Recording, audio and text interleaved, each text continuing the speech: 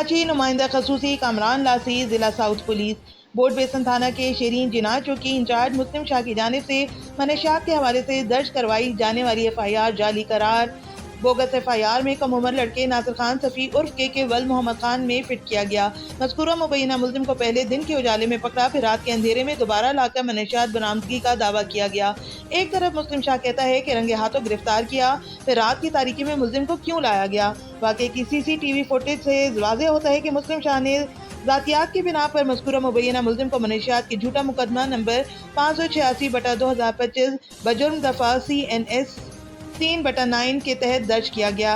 SSP south और DIG south इस तरह मनशियात के झूठे मुकदमात में बेगुनाह अफराद को बंद कराने और उनकी जिंदगियों से खेलने वाली पुलिस की खाली भेड़ें